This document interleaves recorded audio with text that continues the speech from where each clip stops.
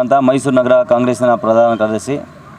ಈ ದಿನ ಮೈಸೂರು ಮತ್ತು ಚಾಮರಾಜನಗರ ವಕೀಲರ ಸಂಘ ವತಿಯಿಂದ ನಮ್ಮ ಕುಲ ಬಾಂಧವರು ಅತಿ ಹೆಚ್ಚು ರೀತಿಯಲ್ಲಿ ಬೈಕ್ನ ರ್ಯಾಲಿನ ಡಿ.ಕೆ. ಶಿವಕುಮಾರ್ ಅವರು ಮುಖ್ಯಮಂತ್ರಿ ಆಗಬೇಕು ಅಂತೇಳಿ ಸ್ವಾಮೀಜಿಗಳ ನೇತೃತ್ವದಲ್ಲಿ ಇವತ್ತೊಂದು ರ್ಯಾಲಿ ಮಾಡಿದ್ದೀವಿ.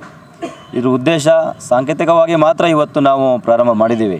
ಕಳೆದ ಒಂದು ದಿನದ ಹಿಂದೆ ಒಂದು ತೀರ್ಮಾನ ಮಾಡಿದಂಥ ಸಂದರ್ಭದಲ್ಲಿ ಒಂದು ಎಚ್ಚರಿಕೆ ಗಂಟೆ ಕೊಡಬೇಕಂತೇಳಿ ಒಕ್ಕಲಿಗರು ಡಿ.ಕೆ. ಶಿವಕುಮಾರ್ ಅವರು ಒಬ್ಬಂಟಿ ಎಲ್ಲ ನಿಮ್ಮ ಜೊತೆ ನಾವು ಒಕ್ಕಲಿಗರು ಕುಲ ಬಾಂಧವರು ಇದ್ದೀವಿ ಅಂತೇಳಿ ಒಂದು ಬೆಂಬಲ ಸೂಚಿಸೋಸ್ಕರ ಇವತ್ತೊಂದು ರ್ಯಾಲಿ ಮಾಡಿದ್ದೀವಿ. ಡಿ.ಕೆ. ಶಿವಕುಮಾರ್ ಅವರು ಕಾಂಗ್ರೆಸ್ಸಿನ ಕಟ್ಟಾಳು.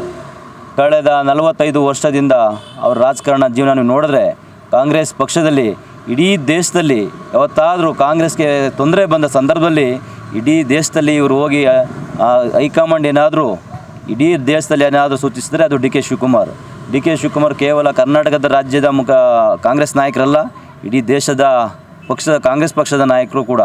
ಇವರು ಕೇರಳ ಆಗ್ಬೋದು, ತೆಲಂಗಾಣ ಆಗ್ಬೋದು, ಬಿಹಾರ್ ಆಗ್ಬೋದು, ಆಂಧ್ರ ಪ್ರದೇಶ ಆಗ್ಬೋದು, ಈ ಮಹಾರಾಷ್ಟ್ರ ಆಗ್ಬೋದು, ಒರಿಸ್ಸಾ ಆಗ್ಬೋದು, ಈ ರೀತಿ ನಾನಾ ರಾಜ್ಯಗಳಲ್ಲಿ ಒಂದು ಕಾಂಗ್ರೆಸ್ ಪಕ್ಷಕ್ಕೆ ತೊಂದರೆ ಆಗೋ ಸಂದರ್ಭದಲ್ಲಿ ಇವರು ಹೋಗಿ ಸಾಲ್ವ್ ಮಾಡುವಂಥ ಕೆಲಸ ಮಾಡಿದ್ದಾರೆ.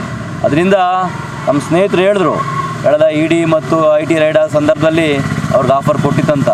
ಅವರು ಕೂಡ ಭಾಳ ಮಾಧ್ಯಮದಲ್ಲಿ ಹೇಳಿದ್ದಾರೆ.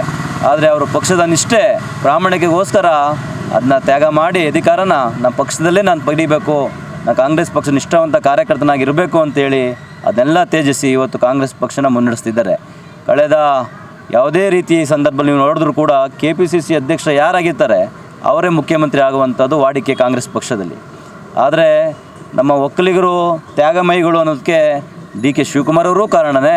ಕಳೆದ ಬಾರಿ ಅತಿ ಹೆಚ್ಚು 136 ಸೀಟ್ ಗೆದ್ದೇ ಗೆಲ್ತೀವಿ ಅಂತೇಳಿ ಅವರು ಎಲ್ಲ ನಮ್ಮ ಕ್ಷೇತ್ರದಲ್ಲಿ ನೋಡಿ, ಅಂದರೆ ಅವರು ಏನು ಯಾವ ಆಧಾರದ ಮೇಲೆ ಹೇಳಿದ್ರು ಅಂದರೆ 224 ಕ್ಷೇತ್ರದಲ್ಲಿ ಕೂಡ ಅವರ ಒಂದು ಎಕ್ಸ್ಪೀರಿಯನ್ಸ್ ಮೇಲೆ ಅವರು ಒಂದು ಏನು ಇದು ಮಾಡಿದ್ರು, ಒಂದು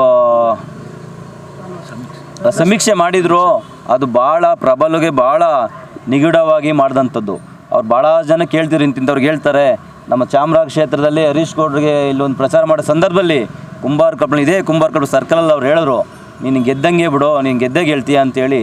ಅಂದರೆ ಪ್ರತಿ ಕ್ಷೇತ್ರದಲ್ಲೂ ಅವರು ಅಷ್ಟು ಒಂದು ಇನ್ವಾಲ್ವ್ಮೆಂಟ್ ಇತ್ತು. ಅದರಿಂದ ಇಂಥ ನಿಷ್ಠಾವಂತ ಕಾಂಗ್ರೆಸ್ಸಿಗೆ ಇವತ್ತು ದಯಮಾಡಿ ಹೇಳ್ತೀವಿ, ನಮ್ಮ ಒಕ್ಕಲಿಗರ ಸಂಘ ಮತ್ತು ಕುಂಬಾರ ಕಬ್ಬಿನ ಗ್ರಾಮಸ್ಥರ ಪರವಾಗಿ ಹೇಳ್ತೀವಿ, ಸಿದ್ದರಾಮಯ್ಯವರೇ ದಯಮಾಡಿ ಡಿ.ಕೆ. ಶಿವಕುಮಾರ್ ಅವರಿಗೆ ನೀವು ಮಾತು ಕೊಟ್ಟಂತೆ ನಡ್ಕೊಳ್ಳಿ. ನೀವು 2.5 ವರ್ಷ ಆಗಲಿ ಸಿದ್ದರಾಮಯ್ಯರು ಅಂತ ಹೇಳಿದ್ರು. ಸಿದ್ದರಾಮಯ್ಯವರಿಗೆ ಒಕ್ಕಲಿಗರು ಮೋಸ ಮಾಡಿಲ್ಲ. ಕಳೆದ 2010ರಿಂದ ಇವತ್ತುವರೆಗೂ ಸಿದ್ದರಾಮಯ್ಯರು ಕಾಂಗ್ರೆಸ್ ಸತತವಾಗಿ ಅಧಿಕಾರ ಅನುಭವಿಸ್ಕೊಂಡು ಬಂದಿದ್ದಾರೆ. ವಿರೋಧ ಪಕ್ಷ ನಾಯಕನಾಗ್ಬೋದು, ಮುಖ್ಯಮಂತ್ರಿ ಆಗ್ಬೋದು, ಮತ್ತೆ ಮುಖ್ಯಮಂತ್ರಿ ಆಗಿದ್ದಾರೆ. ಅದರ ಸಂದರ್ಭದಲ್ಲಿ ದಯಮಾಡಿ ನಿಮಗೆ ಒಕ್ಕಲಿಗರು ಭಾಳಷ್ಟು ಗೌರವ ಕೊಟ್ಟಾರೆ. ದಯಮಾಡಿ ಡಿ.ಕೆ. ಶಿವಕುಮಾರ್ ಅವರಿಗೆ ಯಾವುದೇ ರೀತಿಯ ತೊಂದರೆ ಕೊಡೋದಾಗೆ ಒಳ್ಳೆಯ ರೀತಿಯಲ್ಲಿ ಅವರಿಗೆ ಅವಕಾಶ ಮಾಡಿಕೊಡ್ಬೇಕು. ಅವರು ರಾಜ್ಯದ ಮುಖ್ಯಮಂತ್ರಿಯಾಗಿ ಕೆಲಸ ಮಾಡಲಿ. ಅವರು ಕಳೆದ ವಿಧಾನಸಭೆ ಎಲೆಕ್ಷನ್ ಹೇಳ್ತಾಯಿದ್ರು, ನನಗೆ ಒಕ್ಕಲಿಗ ಸಮಾಜ ಇದ್ದಂಥ ಎಲ್ಲ ಕ್ಷೇತ್ರದಲ್ಲಿ ನಿಮ್ಗೆ ಗೊತ್ತು, ಚಿಕ್ಕಮಂಗ್ಳೂರಲ್ಲಿ ಎಲ್ಲರೂ ಒಕ್ಕಲಿಗರು ಗೆದ್ದರು, ಬೆಂಗಳೂರು ಗ್ರಾಮಾಂತರದಲ್ಲಿ ಗೆದ್ದರು, ಮಂಡ್ಯದಲ್ಲಿ ಗೆದ್ದರು, ತುಮಕೂರು ಗೆದ್ದರು, ಮೈಸೂರು ಗೆದ್ದರು.